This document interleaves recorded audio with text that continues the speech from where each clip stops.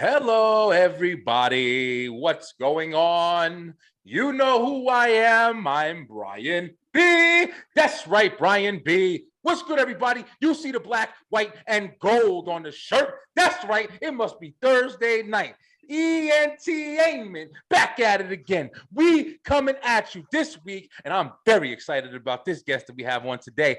Oh yeah, yo, you want to know something? The last time we had somebody from a different location on the earth that we live, the spinning rock that we live on, yo, we had an amazing time because we had to kind of match out the times because of the time change and the time difference. But we had to do it again because I got somebody else from Australia, mate. He's back. He's coming. Yeah, I'm so excited. Yo, we got a guest. He's going to talk about a lot of different things. It's around the time where the spookiness happens. Yo, listen, y'all don't even understand how I'm walking around. I got a notebook around here because I'm literally coming up with like crazy, creepy ass ideas to do for the Halloween spectacular. Y'all, can y'all believe it's been 3 Halloween specials that we've done so far? You see the mask. You see he getting ready. I'm getting the ghouls and the goblins going to be in the Beeline Studios again. But until then, right now, we got a show to do. We got your man, Mr. David Black. He here with your boy, Brian B. And we going to talk. It's the ENT show where you come on and show up. Brian B. David Black, ENT show. Let's go. Yes. Woo! Let's make some noise.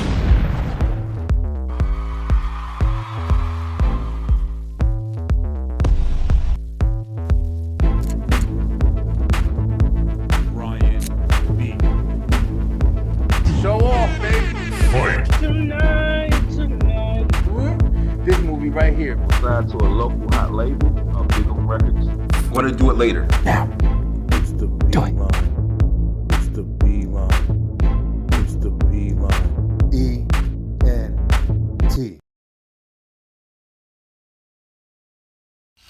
Yes, that's what I'm talking about. It's your boy, Brian B. We back at it again. Yo, I love doing this, man. Like I've been saying, man, so much.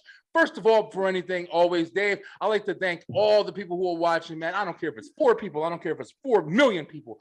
Thank you guys so much for the love, for the support, for all that you do. Keep me going. You see me. I never shut off. I'm a machine. I'm glad I got IT Tippers back to help me because I've been nonstop, man, recording like crazy. Thank you guys so much. If you haven't already, make sure that you like, make sure that you share, make sure that you subscribe to the channel because we're growing and glowing.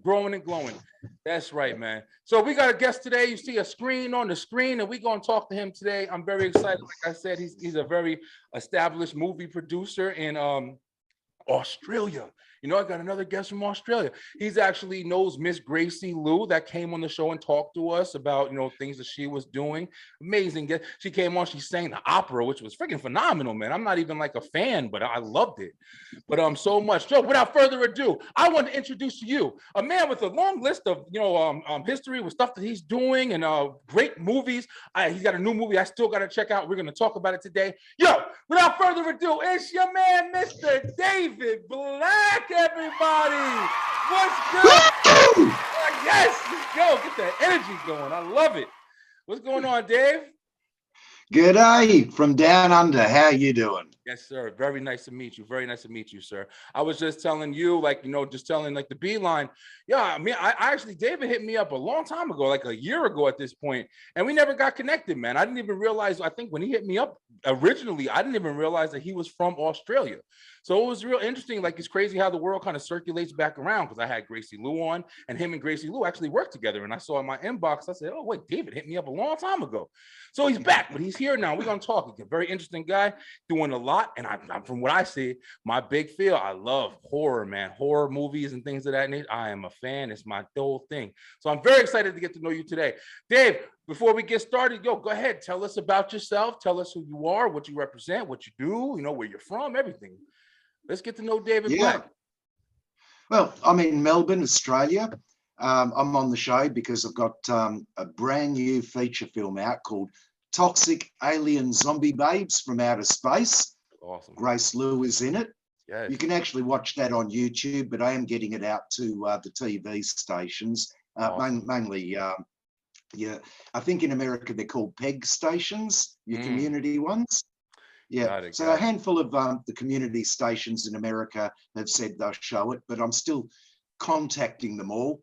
And yeah, we'll get it out to as many places as possible. Then it'll be the small theaters, the ones that will show stuff like Toxic Alien Zombie Babes, because I can promise you the big ones won't. Yo, the underground stuff always be the best, man. The best stories. You don't hold back. You tell, like, you tell the best. It's not scared to get raunchy and stuff. That's what I like about like underground movies or whatever that you got to look for and stuff. The big picture stuff, they all flooded with commercialism and dealing with the societal drama and all that, whatever, man. I want to see just toxic alien zombies. That's what you said. Listen, Yeah, you're not Toxic getting better than Alien that. Zombie Babes. You're not getting better. I want to watch it already. Like, I had to work. That's the only reason I didn't get to watch it. Yeah, I'm stupid phones. I got to take the phones all day.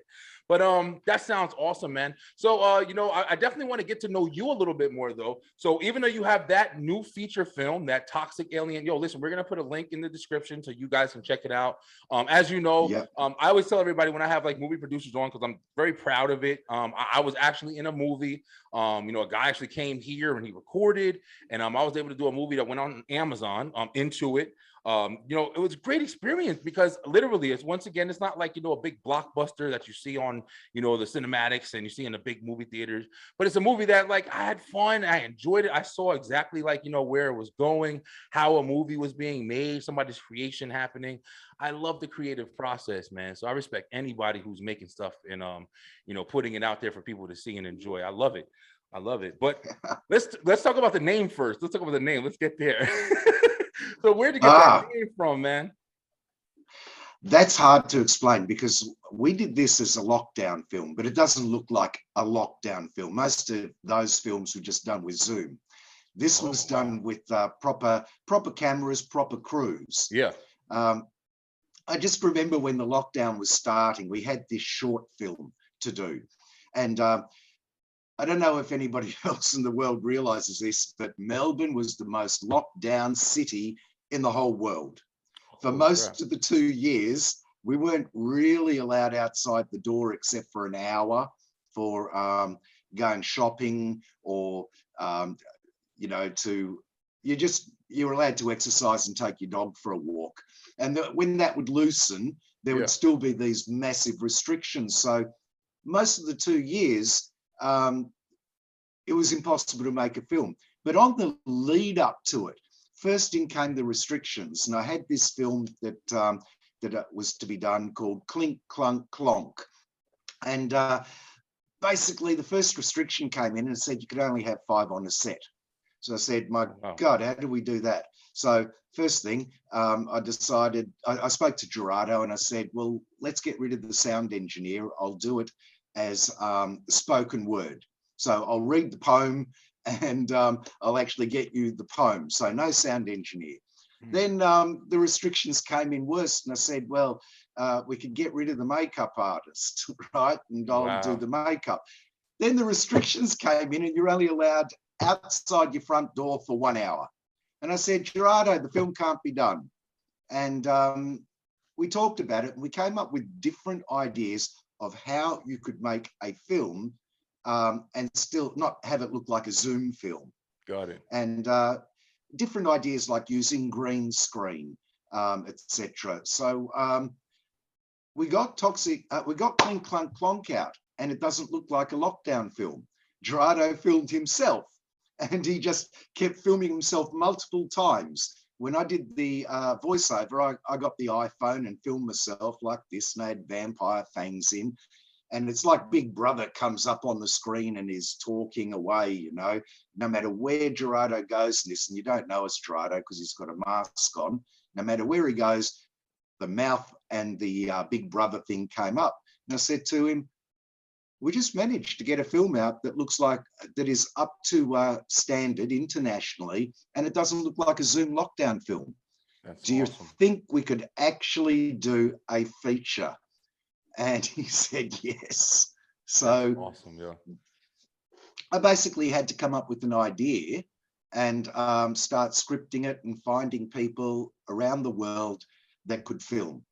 because everybody was in different stages of lockdown. So some people could go out and film themselves. So in those cases, what we did was we'd have somebody in New York filming themselves to the script. We'd have some person in the Philippines filming themselves to the script, and we'd composite them. So you wouldn't know that they weren't all in the one scene.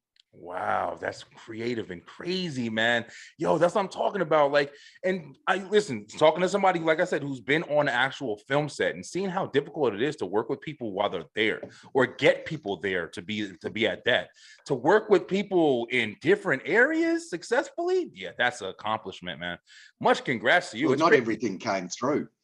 Oh, okay. Yeah. Well, I'm pretty sure you got in trouble, but no. I mean, damn, at least you got something going right. Like, that's crazy. Well, we got it edited down to 2 hours and 5 minutes. Originally, there's like 3.5 hours worth of footage. Got it. Now, Okay. nobody missed out, but we really had to edit it down. Yeah, we couldn't edit it further.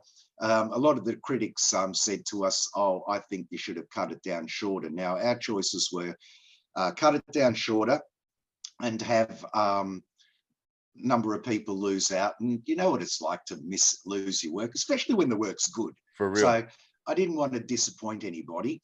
But the second one was to make it into 2 films or 3 films, which was quite doable. And we could have divided it into 2 films. I did go back and re-script a part right in the middle where we could cut it.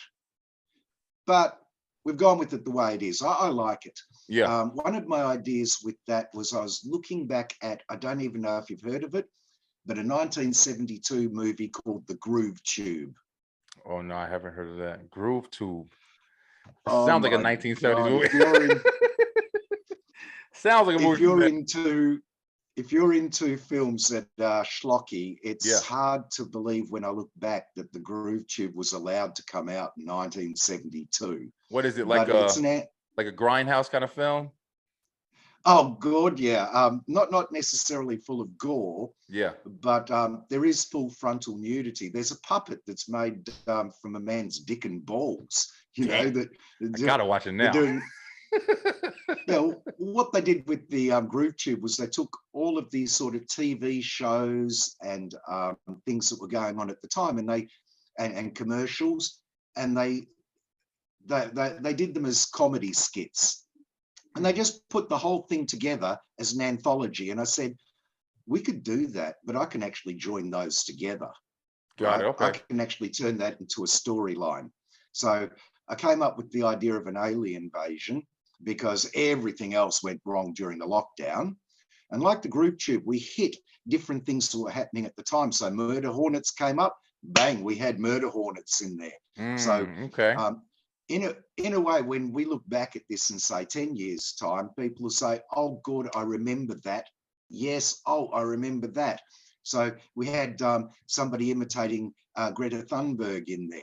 She's almost forgotten now, but if you remember, that's all you heard about. Missed out on Greta Thunberg? Yeah. I don't know. Who is she? The little girl that went to the United Nations to talk about the climate. And she said, shame on you, shame on you. Oh, wow. See, I should be in school. Oh, wow. No, I didn't. People probably know. That missed me. I didn't even know about that at all. It was only about 6 months to 12 months ago she started falling out of the news and out of the public conscience. Oh, wow. But people who look back, a lot of people will remember that. Yeah. The one thing I was disappointed I didn't get was the Tiger King. I was in negotiations with Joe Maldonado's. He's got a representative because he's actually in prison. Yeah, right? yeah. Yep. For Carol Baskin, that bitch. Yeah. Now I loved his rants, and they said yes, crazy, we're gonna. Yeah. They said yes, we're going to do it, and they set a time to film it. Right. The problem is I already had it finished by the time that was coming up, so I just let it go. Got it. So yeah. If I'm guilty of anything, it's only missing out on the Tiger King. Man, listen, yeah, that would have been a success right there because he's fucking crazy. Yeah. So always the crazy ones that entertain the best. He's crazy. What's really crazy is that so many people worked with us because when I told them the theme of the movie, when I think about it, if somebody approached me with that, would I actually take it seriously? I mean, this is about toxic alien zombie babes coming from the planet of Venus and firing laser boobs from their boobs Yes. and hitting men in the balls. Yes. Now That's that fucking doesn't, awesome. now to most people that doesn't really sound like much of a storyline, right? Shit, me. So- That sounds amazing. So sounds there's a hell of awesome, a man. lot of that. Yeah. But I think it's a lot more deeper and meaningful than that. It's just that the sort of person that's going to watch this film and enjoy it is not a deep and meaningful person. Well, see, They're going to get into all of the destruction, and the yes, destruction yo, actually does. but some of that, yo, Dave, see, this is what's crazy, man. I think the people be missing this sometimes, man. It's like, it is fun to, of course, have movies that, like, you know, are very meaningful and winning Oscars and, you know, blah, blah, blah, blah. But sometimes people forget, man, that movies are supposed to be entertaining, yo. Like, everything's not supposed to be like, oh, I want to make it like it's real life. I want to make it realistic. Sometimes it is about the, let's just have crazy, fun, never can happen possible shit that we can watch. That's what's entertaining, you know what I'm saying? Like, you know, that's one of the big things about people say a lot now about, like, the horror movies that come out, like the scary movies, like, you know, you used to have, like, the monster movies and stuff like that, you know, Frankenstein, Dracula, you know, werewolves. But now everything is made to, like, be, like, you know, realistic, like it's realism. Like, I don't always need, sometimes I want some zombie fucking toxic vampires coming around. You know, I want that around every now and then, because you want to have, we live in an age where we also watch, you know, Sharknado and craziness, like Sharknado versus Mega Shark, three-headed shark, crazy shit, man. But it's fun. Well, it's fun. That's the genre we actually fit into. So we actually are in that genre. I've had a number of things that were that are on various trauma compilations, and in between the time you spoke with Grace to now, the last film I did with Grace, which is Game of Groans, which is also quite like that, just came out on this DVD. Oh wow, okay. Safe Space. So yeah, so they're taking the name Safe Space is obviously making fun of woke people. You know, this is my safe space. You know, that's awesome. Yeah, I love. But I love yeah, so we definitely fit in with that schlocky genre. Yeah. But we do other films as well, like Clink Clunk Clonk. Really was the sort. It was a commentary on society. It was done very arty, and it basically is a very serious film. And I do one of those every now and again because I've got that deep in my heart. Got it. But when it comes down to all of the woke culture people now and setting rules, those people have no bloody idea. I mean, I'm an ex-punk, you know, from the late 70s to the mid 80s, and we set the stage for them by breaking rules. Yes, bro. I'm trying to tell you. That's what needs to happen, especially with entertainment, man. You can't have all these fucking rules. You got to be able to be free and express yourself. Yeah, that's the whole idea about breaking society's rules. In fact, I'm not a commie like they are. I'm more of an anarchist. Yeah. Anarchists don't like rules. No. If you don't want crime, don't have laws. I'm trying to tell you, that's why I'm having trouble working now, man. Y'all, just like you just said, like, I'm not trying to relate it all the way, but I'm just saying, like, you know, like you just said, man, I'm starting my whole fucking empire that I'm trying to do for myself now. And it's like you said, I'm starting to get older and understand I don't want that structure that's supposed to be. You have to work your 9 to 5 and do this. And I'm trying to break that shit, man. I'm not somebody who follows rules well. I'm somebody who wants to try to make things happen, go beyond the usual, man. And like, you know, hearing from you, like, you're the same way, man. Creative people are like that, but you're not supposed to be like that, and that's why you're looked at as awkward or weird or whatever. But literally, you're the ones who make change happen. You know, we're the ones who make change happen because everybody else is following a routine and we're breaking the pattern. So it's like, it's different, and that's why it's exciting. So what I wanted to ask you, man, because your movie sounds amazing. I'm definitely going to watch it. I want everybody to watch it on the Beeline. I'm going to post it everywhere. But what got you started in making films, man? Let's get with, like, in the beginning of David Black. Oh, well, you mentioned before we went on that you saw, my IMDB goes back to, I can't remember, 2011? Yeah, I think earlier? it was 2000. Yeah, it might have been 2008. I think. Oh, 2000. I think something like 2008, I think. Yeah, you got a long history, now, man. Those weren't actually movies. Those are video clips. I was in a gothic rock band called Darkness Visible, and it became apparent to me that we've got to do music videos. If you're in a band, you do the music video. For sure. So I had about 10 years worth of making music videos before I made my first short movie.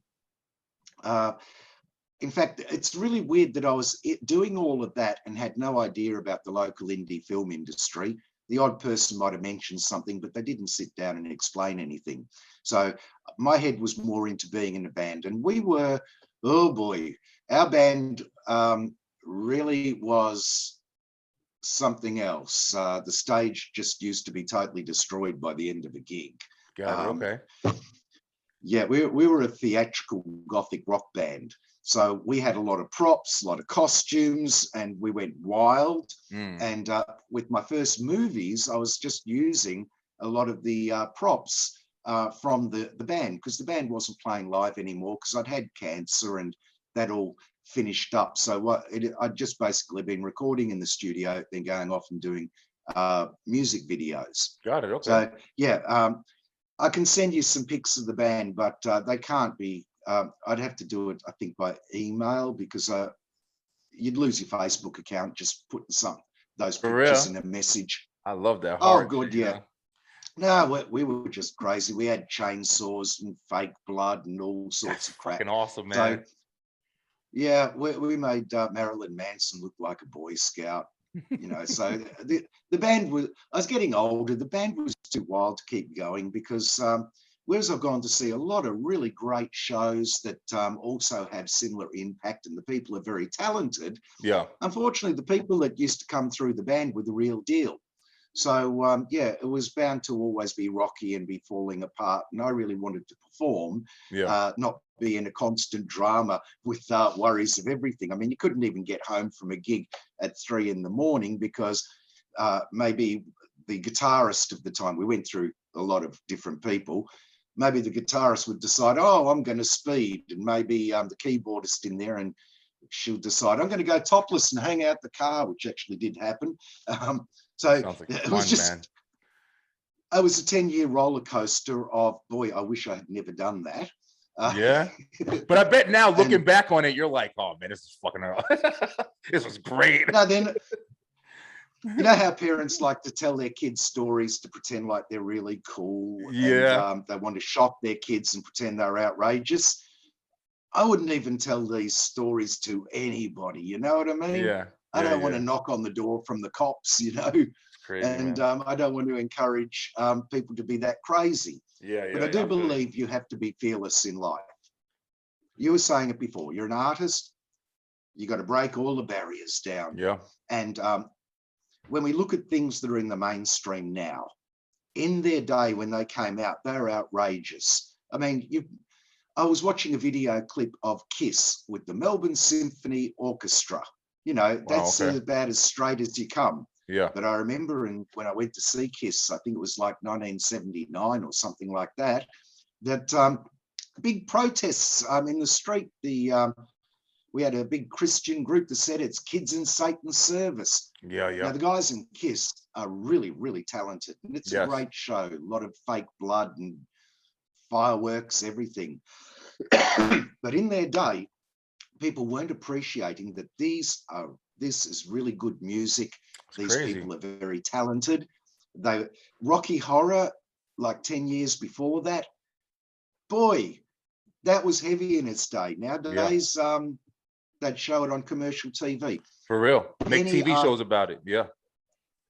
Yeah. So anything, what the public don't want is boring and boredom. You follow the rules and you do it the way you're told to do it, you'll be boring. You'll be amongst a billion identical projects, and no one will ever remember it, and you won't actually affect anybody. Art has to affect you here and up here. True. It's shit, got man. to, it's got to hit you in different spots. Yeah. Now, Toxic Alien Zombie Babes, I do believe is deep and meaningful, and nobody else is ever going to see it. But if they could get over the shock and get over everything else, and look, this is a commentary on society. Yeah. It is a documentary on what was happening during the lockdowns. No, I don't think they'll ever get. The minute you see a great big toxic alien zombie babe, shooting laser beams from her boobs and killing the local priest, or things like that. They won't see it, but it's there.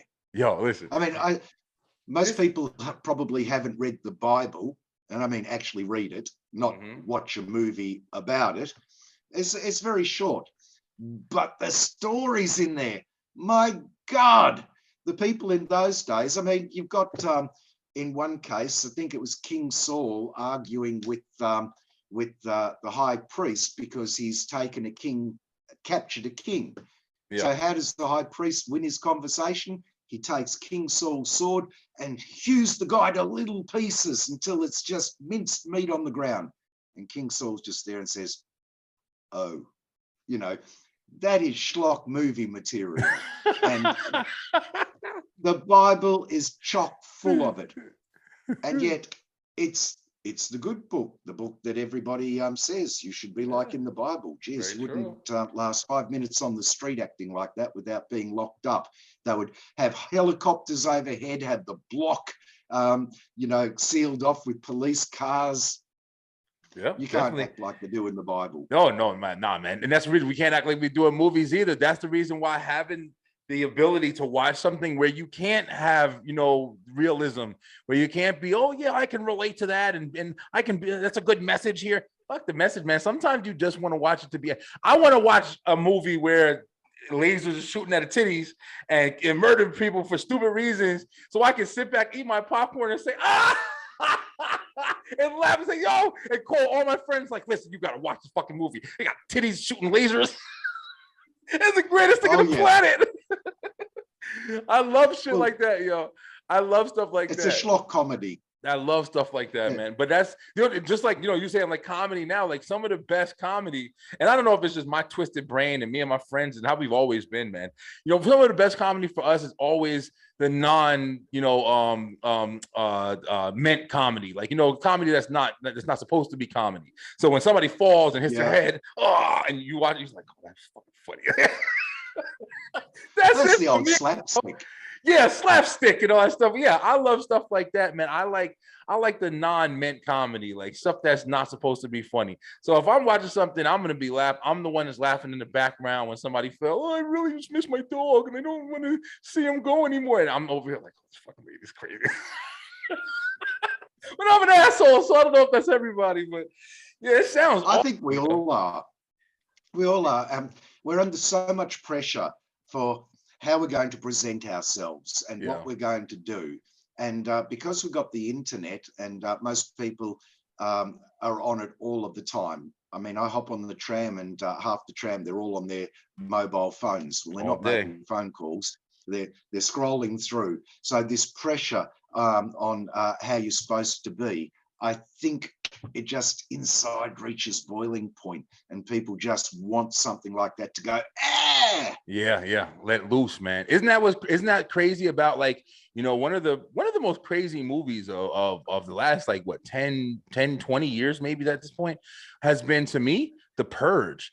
That was such a crazy concept, man, that literally you can honestly see, I mean, it would really have to be more structured than the movie was. But if something like that happened, it was just realism of like, hey, we have to have a day where everybody kind of lets that inner self that's been held back. And the reason why people are, going through so much mental health, because people are consistently being faced with the challenge of, is this right or is this wrong? Are my feelings that I'm constantly having that I shouldn't be having?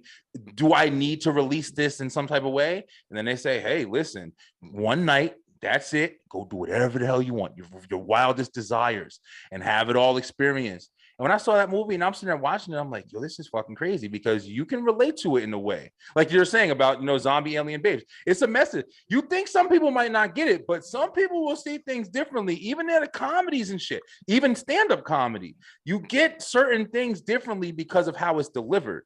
If you're standing up on a press conference with a fucking suit and tie on, and you're just telling me something, I'm listening to you, but you're supposed to be telling me. So I'm kind of not that rebellious is not listening. But when you laughing and joke and you saying something, I'm getting it in a different way. So it's being delivered differently. Same thing with zombie alien, toxic alien zombies, babes and shit. So it's interesting, man. It's interesting how messages are delivered. So you never know. It's real interesting. Well, even though some of these things sound crazy, the Purge actually is in the Bible. I'm not here to preach the Bible. It's just in the scroll of Esther on the 14th of Adar is a purge. The whole story is actually quite a funny story, but what happens is basically an evil prime minister uses the king's ring, to put in an edict that all of the Jews are supposed to be killed on a certain day. But the queen happens to be Jewish, and she manages, and you can't rescind an edict. So she manages to get a new edict put out that all of the Jews are allowed to defend themselves. So what actually happens on the 14th of Adar, instead of a slaughter, there is a battle in the streets. Holy shit, I never knew anything like that. It's a day legally sanctioned where all of the people that hate Jews are going to come out and they're going to try to kill Jews, but all of the Jews are going to come out and try to kill them. And obviously the Jews won, or nobody would have written the story. That's crazy. Yeah, I never knew anything like that. So I was actually going to do a story based on the 14th of Adar in modern times, a post-apocalyptic one. Yeah, that could so easily have been the one we did instead of Toxic Alien Zombie Babes. But the thing is, Toxic Alien Zombie Babes, we could get films done with just 2 people in or 3 people. To do a film like The Purge, you need gangs, real crazy Mad Max gangs, and you've got to think it out. And you've got to have lots of different types, and that costs money for props and costumes and everything. I can imagine. And there was no way we could. There's no way we could do these films remotely. I couldn't send off. With all of the people we did send off to, they're all people that make movies in different places around the world that are just like me. And when I said, would you like to be in an international film? It's schlocky. I'll get you a script. They looked at the scripts and said, yes, they had the resources to film. We had the resources to edit. We had the resources here to put in special effects. And we're able to combine stuff like, we had a Canadian guy that was a magician. And so he just filmed himself as if there's an actual crowd of kids. Yeah. And then, so he just set up his camera, filmed himself from 2-3 different angles over and over doing his thing. And we got people to film their kids sitting against grass. So some of the kids were in Melbourne, some of the kids were in different states in the USA. And we gave them what the reactions were. Everybody go, oh, everybody go, oh, and then everybody say at the same time, abracadabra. Just putting all of that together, you would have thought they were all in the same scene. And then we added in the Toxic Alien Zombie Babe, which was all filmed in Sydney while we were in Melbourne. So, yeah, we composited people from all around the world. We were able to destroy every city we could in the world, get people go out and film their favorite monuments in New York and in Africa and here, there, and everywhere. And we're able to destroy them. Though. That's crazy, yo. That is really, really good. You know something, yo, Dave, I just like hearing this. And like I said, like, it's one of those things, like when you hear something, you see something, you're like, oh yeah, I'm excited to see it. But then when you start hearing like, about it, or like when somebody's explaining it to you, you're like, oh man, damn, I really want to see this now. Like everything that you just said, like knowing that you went through all of that to get like, your finished product. As a person who is, kind of at the beginning stages still of doing this shit, like, and I'm not making movies, but like I said, like even with my Halloween special, man, that was like one of the first times where I was editing the shows that I was doing. I've been on for about 2 years now, and I'm editing my shows, and I know what it takes to make a damn show, man. Like even my little 1 hour show, it takes time, yo. That shit is a lot of work if you're trying to do it correctly. So to do everything with editing and getting a clip of this and getting a clip of that and getting a clip of that and then putting it together and making it look a certain way, that is pure talent, man. There's nothing but respect for that. So if you did that with a whole movie with people sending in information, yo, listen, I know how it's done. So I'm like, damn, like it's a lot of unbelievable work, bro. Yeah, so much power to you. I'm glad you guys were really able to get, through without, having the big box office, you saw it's a movie on Netflix, and it's called The Bubble.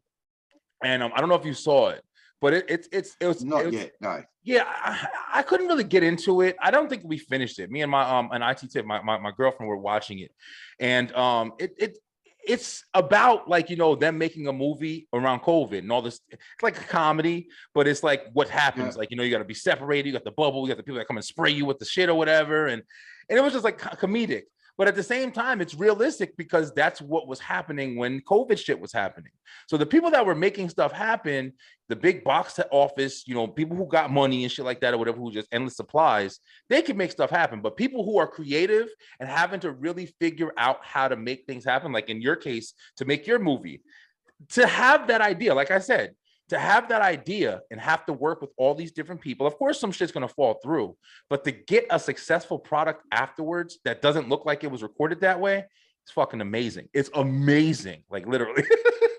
So we didn't think it was possible at first, but I bet when I look back, the choices were simple.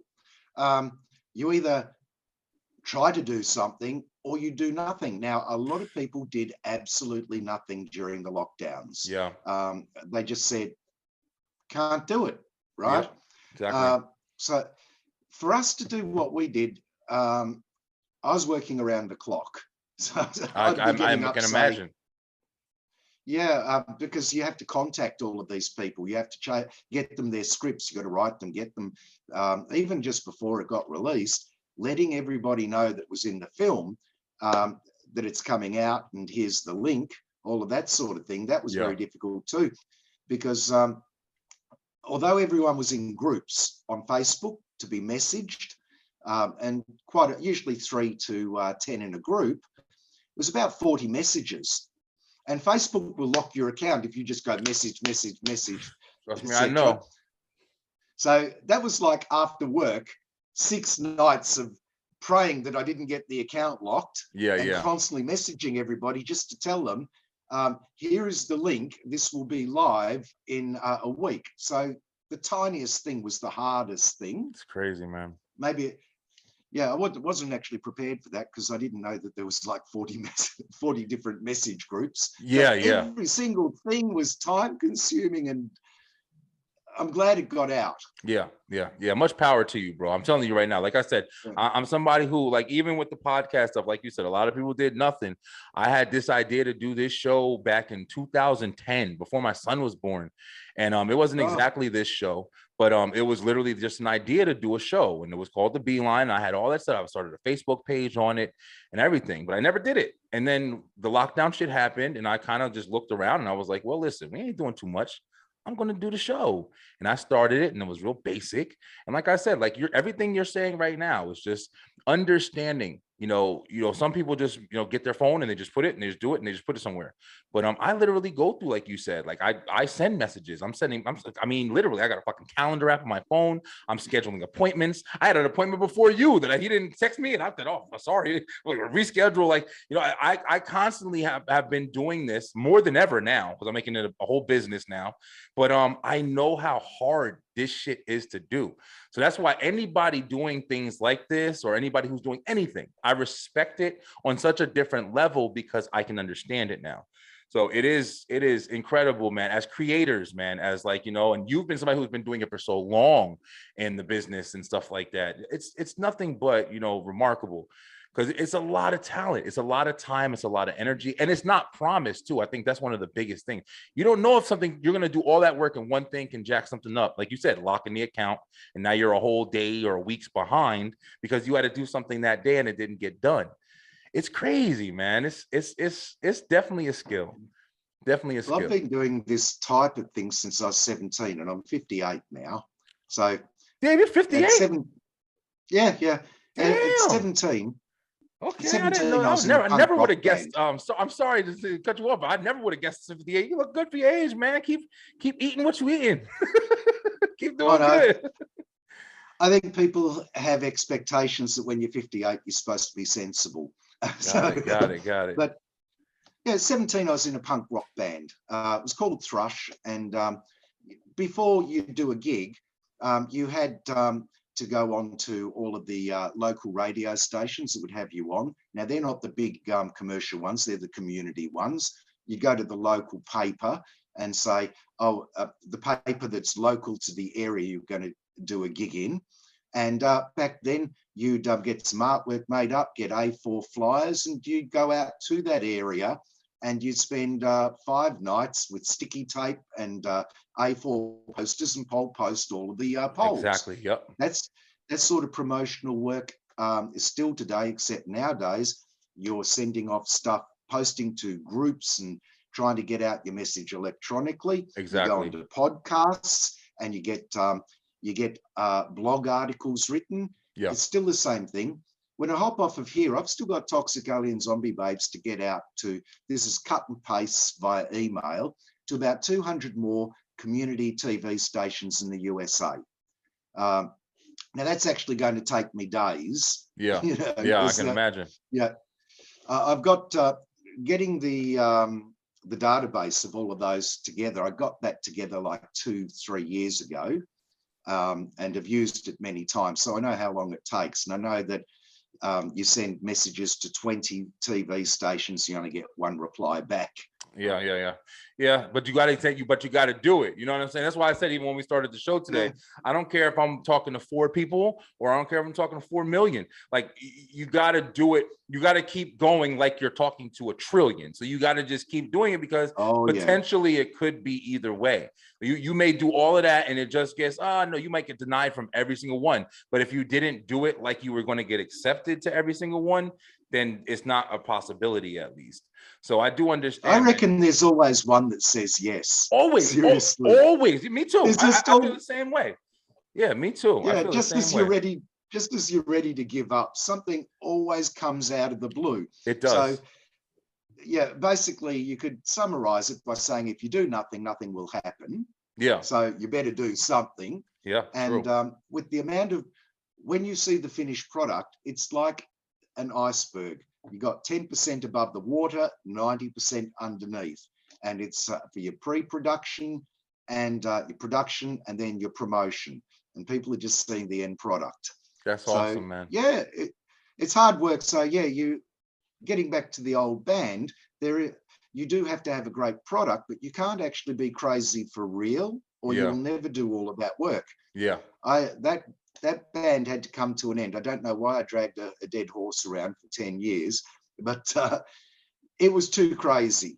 Eventually, something was, I mean, we did have props burst into flames on stage and all sorts of things. And I reckon we were always just that far off of real injuries happening. And we had one gig where it was in St Kilda, where I live. If you know St Kilda, you'll know that it is an artist hub, always has been, and is supposedly open-minded. But we did this at the Esplanade Hotel, which is known internationally for music, despite being just a hotel. But we found out the hard way when Darkness Visible played that it's not locals necessarily going to the gigs. They're all of the your redneck types from the outer suburbs. So we're in the room, and the room is absolutely empty. And the bouncers have said, look up there. We look up there, and everybody is outside peering in through the windows. And they told me there's about 150 to 200 people out there. You think you're in an empty room, but they're still buying drinks, right? You keep playing. Got it. And gradually these people were coming in to the place, and they wanted to kill us. They were just getting the guts to have a go, right? Really? So, I remember that gig was difficult because I used to play bass as well as do some vocals. So when you got lots of makeup on, you've got wig on, you've got shit on you everywhere from studs and whatever, and they're trying to steal the props while you're playing bass, you got to come after them, and they're trying to pick fights with you. Come on, mate. While you actually have, so you got like $1,000 worth of costume on or more, and you've got expensive gear. and you got bogans trying to steal your $2,000 dead baby, prop, Yeah. So, and they want to kill it, fight you. You're in the most vulnerable situation in trying to handle it. So we had that, and it was a case of, if anything goes wrong at this gig, there's like 150, 200 people that want to jump in and beat the shit out of us. That's crazy, man. Yeah, that's another crazy. I was certain it was going to go sideways at some point in the future. So yeah, unfortunately, it came to the end because I got cancer. But in a way, cancer saved me. I think look, when we show not Badass Bunyip, that's the previous film. When we show Toxic Alien Zombie Babes, if there's straight people there that have got a few screws loose that want to kill me, I'm not going to be there in the cinema. Yeah. It might be showing. Exactly. Yeah, so if it's showing in Brooklyn, I'm not going to get killed. I'm going to be here in St Kilda, and I might not even know it's showing at the time. There you go. Yeah. That's one thing that artists that perform live, man. That's one. Even I think this with comedians and stuff. You saw it. Unfortunately, you saw it with even something as little as the well, not little, but as small as the Will Smith smacking Chris Rock in the face at the Oscars or Emmys or whatever. And that's a comedian who's on stage or a live performer, and somebody got up and attacked him. At the end of the day, no matter what, that as small as it was, with a gun, knife, or slap, he got attacked. It's crossing the line. Exactly. Because you're in your workplace. Yeah. Right? Now, I don't want to sound woke about this, but it's just a simple fact that you have a right to be safe in your workplace. Yeah, it's true. That is the biggest thing. So people need to realize that the entertainer that's up there has a right to feel safe in their workplace. Yeah, for real. When you're in a band and there's alcohol and there's rough types and you're in a pub, I mean, we almost got attacked by a bouncer once because he objected to one of our songs. So the bouncer comes up and goes bang and smashes his fist into a prop. We didn't feel safe after that if the bouncer was going to attack us. I'm trying to tell you, that's the person who's supposed to protect you, and he's the one fighting. Like, who else I got now? That's Art crazy, is man. supposed to be confronting. Yeah. It is supposed to be confronting. It's supposed to press boundaries. But the art, virtually everything we look at nowadays, if you are looking at it for the first time, right, you would probably be quite offended. When you're used to it, you don't realize exactly how confronting that would be if you saw it for the first time. I'll give you an example. It is art and it's not art. Have you heard of lion dancing? Lion dancing? The Chinese lion dancing that they do, at Chinese New Year and everything. Okay, I think I know what you're talking about, but I'd have to see it to really understand if I do. I think I know what you're talking about. You got the drums going, boom, boom, boom, boom, and all of the cymbals, and the firecrackers. Yeah. Now comes the lion. And well, Grace and myself have been doing lion dancing on Sundays. Got it. Okay. Probably the only reason, well, as you know, Grace is Chinese. She's originally from China. This place we're going to is almost secret, and it's in Chinatown. Melbourne has the oldest continuous Chinatown in the world. So really? all that mystic oogie boogie stuff with Chinatown, this is actually it. So we go into a little lane every Sunday, and we go up these stairs that just are so steep. I almost can't get up there, and it's all old Chinese stuff everywhere. And we go in to learn the lion dancing. All of those Chinese kids are taught for the lion dancing. It's a bit Mr. Miyagi, with every movement you are taught in Kung Fu is a movement that is used in the lion. It's probably where Karate Kid stole it from. This is what gets me. This is what good Chinese families do and is considered normal for Chinese people.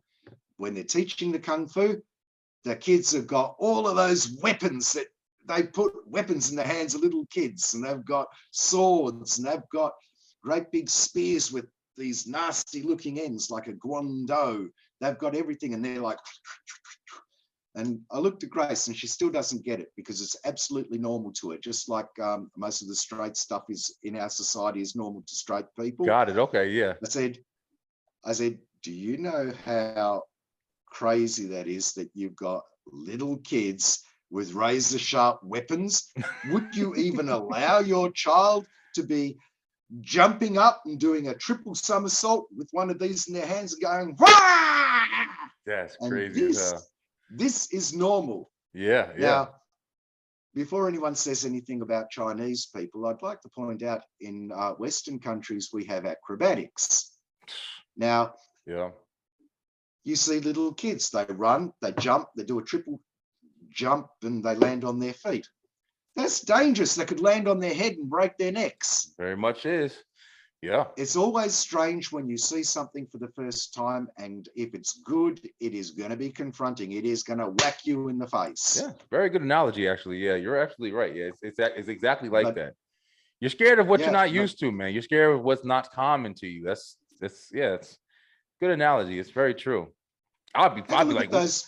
who's the bad parents giving their kids weapons? Like, you can't give your kid a knife here and let them cut their own birthday cake without going to jail or something like that or whatever. So you giving your kids full on weapons? That's crazy. That'll all change. I mean, woke people think they're doing the job that my generation did, and I hate to bring up generational differences. But yeah, the issues that we as punks were fighting for, that we got our heads beaten up by the police for, things like equal rights, women's rights, gay rights, you know, the whole bit, they're only pushing the same issues that we did. It's just that we didn't do it hiding behind a computer and trying to get 1,000 people to send messages. We actually went out in the street and saw what, by going out in the street, and I'm not talking about disrupting traffic, although we probably did. Gotcha. By Yeah. going out in the street, you show there is a large group. They really do exist and they're in your area. And what that does is it tells politicians who need to get elected, they'd better listen, because those people all have a vote. Now, all of these little script kiddies, you know, tapping away on the internet, trying to say, oh, I am of great virtue because I'm attacking somebody, they're not achieving anything, because as far as most people know, all of those comments could be being done by bots, you know, like China and Russia does. They want to push something, they can get, there's actual places where people go and get paid to have 50 or 100 social media profiles and start typing to change opinion. Yep. I know what you're talking about. I know exactly what you're talking about. You change opinion by showing that you'll take the risk. In Russia today, there was a protest about conscription. 1,500 people arrested in Russia. I don't know how many people were there, but the authorities, they have to look at another thing, not just votes, but they have to say, do we want an uprising? Can we fight that many people in the street? Can we afford a civil war? You want to fight for something you believe in, you actually have to be there in person. Yeah. So yeah, all of this crybaby nonsense from the woke generation. Cheers. Yo, listen, Dave, you make a good point, and this is like the entertainment show, and I can tell you're a very intellectual kind of guy. You think well, and I mean, you got experience, a lot of experience, especially on me. But like you're saying, man, I think, you know, just to kind of put a little bit more into what you're saying, you know, when you're out in the street and you're actually doing something or whatever, you also got to factor in, you're not going to be out in the street for every stupid little thing that happens. You're not going to be out in the street for every time somebody, you know, doesn't flush the toilet in the bathroom. You're going to be out in the street when it's some shit that matters. When it's like, okay, we got an important issue out here. We have to get out of our house behind our doors and make sure that we see that this is going to be handled. I think the reason why there's so many problems is because, like you said, it's easy to sit behind your computer and bitch about something. Even if it is, you know, kind of, you know, needed or necessary, it's going to be easier to accomplish by Twitter and, you know, whatever message you can send with your fucking fingers without a face being attached to it. Just easily gripe and complain on a message board. It's going to be easy to do that. But when it's time for like real, like, you know, like you said, stopping traffic, getting out in the street and really trying to accomplish something and making people think for a second, like, wait a minute, maybe we need to think about what we're doing because it could be an uproar of the people. They're right there. We see them. You don't think about it. Now, when people bitch about things, you immediately have this feeling of like, oh yeah, that's what happens. Like it's casual now. It's not like a threat, but like you said, people get up there and they start uproar, and Russia has to sit there and think there was 1,500 people out here today. Okay, maybe it is the necessity for protest. It's why protest has to be taken seriously. You can't protest every fucking thing that you have an opinion about. You have to protest things that actually need dramatic change. And I think that's the reason we are the woke generation. Like you said, I can fucking talk about this forever. And I'm only 35. I'm not even. I'm just watching this shit happen, yo. But everybody feels like their opinion is a dominant force, and that's why there's a problem, because people have lost track of exactly what needs to be important, whether it be equality, whether it be anything that we're facing, whether it be abuse of power, you know, different things of that nature. As a democracy, even with America, like I think people are also seeing a lot of, they're seeing more than they ever have because of technology. Oh, yeah.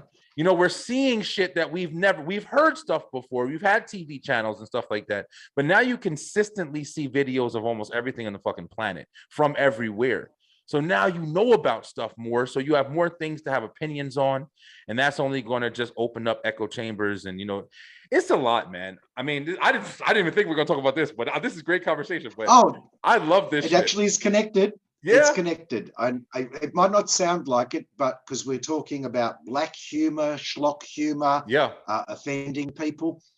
Let's look at it from sociology and evolution, right? Okay.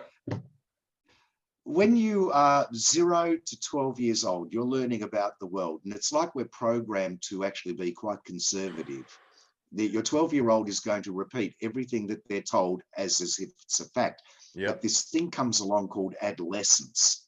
And in adolescence, most people who are the victims of it, like the parents, don't understand that adolescence is normal, because now you are testing things, you are deconstructing society, right?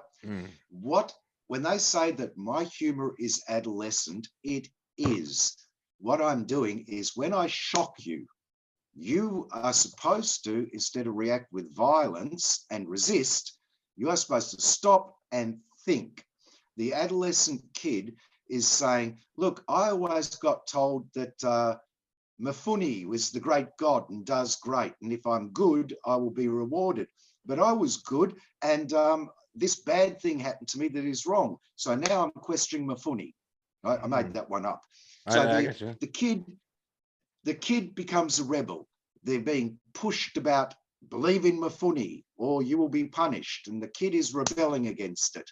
The kid is thinking every time something goes wrong. And those kids reshape the world. Generation by generation, this world is reshaped as people are trying things out in adolescence, finding that doesn't work, I'm going to rebel. So if I can go back to, can I talk about the Civil War in America?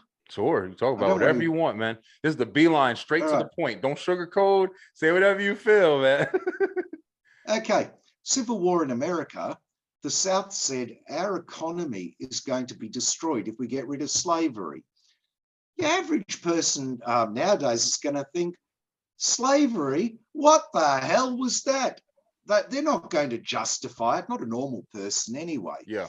Somebody had to think about that and actually question what they felt was an undeniable truth, that it was right. They could find 1,000 ways to justify it. Yeah. Now, for people who are saying that I'm talking nonsense, I'd like to say, right, I'm wearing a nice shirt and I'm wearing a nice tie. I bought the nice shirt the same place as you buy yours, and I bought the tie at the same place as you bought yours. When I look on it and I say, where was it made?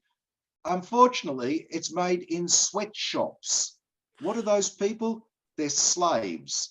If they don't go into that sweatshop and work for 16 or 18 hours a day for a bowl of rice or whatever, they will starve. Yeah. I'm not doing them a favor by buying the shirt. I'm only able to live my lifestyle because of that. Now, I'm not saying I'm a bad person. There is nowhere else to buy. Yeah, There's nothing, right. you know, the person The person that says to me, oh no, I machine made this stuff by hand. So instead of you spending $20 on that sweatshop shirt, can you spend $100? It is clean. And I'll go, yes, but the material you bought was made in that country, and the sewing machine you are using was made in that country. We are so economically tied in with slavery. Now, nobody's going to accept it. So what happens is you make a schlock film. And what do? You make your schlock film about people in the actual sweatshop. That will get all of the woke people pissed off. Oh, he's exploiting people in a sweatshop. But what you're doing is you're shoving it in people's faces. You make it funny because nobody wants a dirty, nasty, down documentary. Exactly. You humanize the people in your documentary. So, you know, I don't know which people it would be, but they're going to be of another culture to the one that I'm in. So, yeah, these are very disturbing sort of things to do. And it's not that me having fun at the expense of others. I'm not making them look lesser. I'm humanizing them. No, I completely understand you. So I'm saying, yes, schlock humor is shock humor. And yes, it's adolescent, but adolescence is the day we start rebelling. We rebel. And then as we get older, we change society. So, yeah, I'm quite proud that it's adolescent humor. I'm quite proud that I've got women shooting men in the balls. The underlying theme of it is I'm talking about gender wars in it. Okay. Yo, Dave, and man. I'm not. I don't expect anyone who'll pick that up, though. Yo, listen, they're going to. You are definitely my type of person, bro. I'm telling you right now. Like I have these thoughts and stuff like that. Everything you're saying, man. It's like. It's weird because I'm not like the most articulate person in the world, man. Like sometimes I don't know how to put some things together, but the thoughts that I have, I understand exactly. I tell even when we have like arguments, me and my girlfriend, and I talk to her and I tell her, and I'm like, babe, if you only understood, if I could just put these words together the way that I want to put them together, you would completely understand what I'm saying. Because I completely understand what's happening. And the way that you just mapped that out, I mean, it was like so understandable and relatable, you know, even in a situation where it's like, it's clear, man. It's like, you know, like you said, with adolescence and just understanding exactly like, you know, people thinking that they're making such a great like discovery. Oh, we have to stand up for this thing. And like you said, even before, like you're older and you've been through this, you've seen this history repeat itself. You're just copying the same shit, trying to act like you discovered it. Like we're doing the same. You're doing the same things, man. You're fighting for things that you don't even understand. Oh, it's a sweatshop. We have to be oppressed, but we have to stop this oppression. But it's the same shit that the thing that you're using, your iPhone and all that shit, or whatever. All that stuff is made. Killing, jumping off the roof or whatever because of the places in their working conditions or whatever. So it's like, oh yeah. Not one of us actually can take this high moral ground like you woke people do. Yeah. So you can't take it and say, I am better than you. In fact, it's not even communication because there's a little bit of narcissism in every single human being. I'm not talking about clinical narcissism where the person is such an egomaniac that they're almost not human, but all of us have got a little bit of that. So you can't approach another person and say, I'm going to attack you because you do this, this, this, and this. Because I'm telling you, the people that are doing that, in 10 years' time, society will have changed. And the things that they were doing today, suddenly they're going to be guilty of doing them. They're not going to be seen in the same way. You don't do it. You change society through communication. And humor is a good way of doing it. So, yes, I'm using schlock humor. I don't think I will change society. I'm never know, though, man. Messages delivered differently with comedy, man. It is. I didn't. You mentioned Will Smith and Chris Rock. Mm-hmm. I didn't like Chris Rock's humor, but I look back at a number of these events over the last 10 years, and he was making the humor that is actually normal for it. So I don't agree I don't agree with the traditional American roast. I don't think that's a good way of humor. Yeah. The whole thing's been overshadowed by personalities. So nobody's going back and saying, look, let's not blame Will Smith and let's not blame Chris Rock. They're two people that were in a situation where most people do feel like getting up and hitting somebody else that puts them or their culture or their wife, their children, their community. They feel like getting up and hitting them. Yeah. Let's not blame him for doing what most of us feel like doing under that situation, but let's not blame Chris Rock for doing what is normal for an Oscars night is to have a roast. Because the person's being given a great big award, there's this feeling we've got to bring them down to earth a little bit, right? Let's not do that. Why don't we look at the system where that came about with two opposing forces and change the system?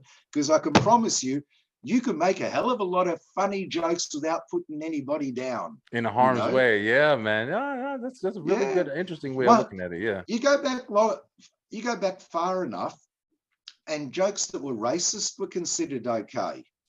Yeah, very true. The Simpsons used to make fun of that with Krusty the Clown, having Krusty the Clown making these bad Chinese jokes of bowing and going, me so sorry, me so sorry. I know a lot of Chinese people and not one of them ever has said sorry to me. That really is just showing how people reacted when they were a minority in a country that absolutely hated them and they lived in fear. But that was considered humor. So yeah, 1950s racist humor, nobody wants that now. Yeah. We don't have to have this humor where we actually put people down. I think that the whole situation was wasted, a great opportunity because there wasn't any dialogue from it. Yeah. Yeah, man, for real. Media just realized we're going to sell more we're going to be able to sell more advertising because there's going to be more eyes on every single thing we write about this because everyone loves a good shit fight and they're going to tune in. Bro, listen, if it was on some stage shit and they thought that out, I'm saying they definitely did their jobs. I mean, that was one of the craziest events. I mean, I'm pretty sure in Oscar history, but because I think I've had this discussion a couple of times, but it wouldn't have been as big if it wasn't Will Smith.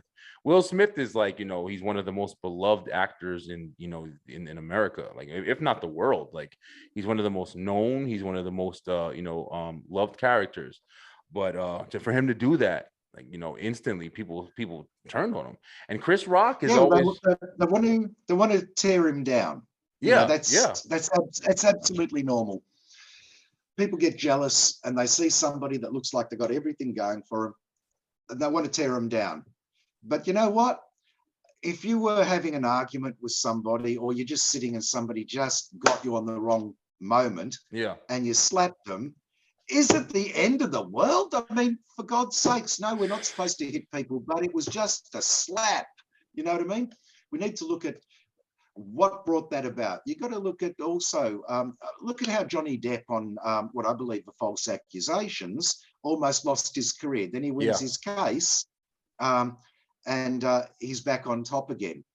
You've got to stop having people it's got to go back to innocent until proven guilty. Yeah, I don't know that ties back into what the conversation we were having about, like, the internet and the Twitter fingers and being online all the time complaining about shit. The thing is, you can cancel somebody without a trial or jury anymore. You can just decide it. You can have this was, I forgot where I heard this, but this was brought up and it wasn't anything like, that happened, but it was just like kind of an example. Like you can literally just make something up on somebody and just put it on the internet and put it on Twitter or something like that right now. And I don't want to say anything, but just like, oh, this person is, gay or whatever, you want to say something, whatever you want to say, and then put that out. And so many people will believe it. So even if something came out and said, oh, that's not true or whatever, that message is still out there. There's nothing you can do. That's the problem with the instant communication. That message is still out there. It's going to reach people that hasn't heard that it's not true. It's going to reach this person. And who knows how much further it is true is going to reach all that mass of people than it's not true. Because it's not true. People are still going to deny it and say it's not and say it's this. People are going to deny the true. But it's always more interesting that, like you said, that captivation. Yeah. He is, they are, wow. But it's not true. It's like, oh, okay. Oh, I didn't think so. I didn't think that before. So why should it change my, judgment? But that he is really, that happened. He slapped him. He did this. So now that's out there floating in the air. So now people are going to make their, minds up about you because the information's there. So it's like, it's hard to take that back. Innocent until proven guilty has been, you know, kind of clouded because now we have the right to have opinion early on without anything, even like, we haven't heard this guy, we didn't hear him talk about it, we didn't even see the damn original article. We just read a post that somebody made on TikTok, and then we saw the video while we were scrolling on the train, and now we believe it. It's instant. It's like, holy shit, that happened. You don't even look into it. You just hear it and you're like, oh, what? And then somebody else says it. I heard about that. And now you got a collection of people that think something's true that was just made up fucking 5 minutes ago. So it's hard to know if we can ever get back to like real understanding of like, well, I'm going to believe that when I have a reliable source. Like, okay, most people ain't gonna do that shit. That's a problem. Well, I think every generation is similar in that they listen to rumors. I mean, you've got the Frankenstein movies back in the 30s where all the villagers get together and try to kill poor old Frankenstein. Well, Frankenstein's monster. We've still got all of the villagers getting together with their pitchforks and running off on rumors and fears, trying to kill everybody. True. I do think that the whole idea with thinking for yourself is the deconstructing that starts with rebellion. And that's where the schlock movies come in.